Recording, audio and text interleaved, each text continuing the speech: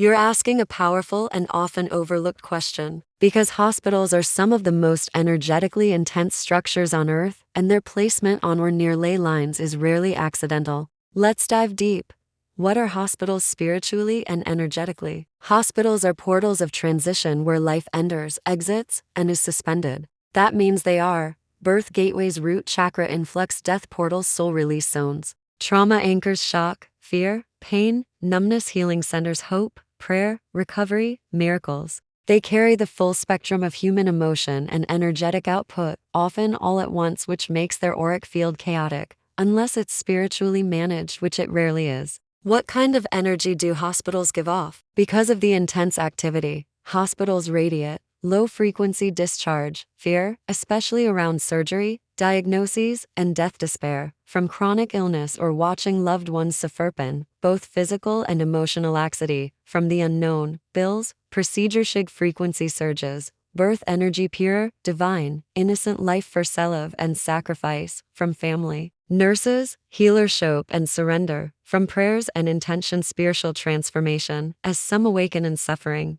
So they are both healing temples and psychic war zones depending on the moment. Births and deaths that occur on ley lines have a deeper karmic or soul contract significance. Some say that souls born or dying on ley lines may carry ley-coded missions, Beckham spirit guides tethered to the grid, be recycled into similar grid locations for soul works, looping or earthbound traps in high trauma hospitals with no spiritual cleansing. Souls who die may not fully cross over, especially in emergency rooms or ICU wards. The ley line may amplify their last emotional state, confusion, fear, leaving imprints, or even hauntings. These spirits can become tethered to the ley node until released or blessed. Where there is birth and death, there should be sacred guardians. But instead, there are fluorescent lights and beeping machines. Why are many hospitals placed where they are? Strategic energetic access. Some hospitals are placed on nodes where energy is potent, which allows faster healing, especially in ancient or indigenous hospitals. Ritualistic access to the soul as it enters or leaves. Others are built on cheap land with dark pasts, including old graveyards, battle sites, indigenous burial mounds, abandoned spiritual sites, which means they inherit unresolved energy.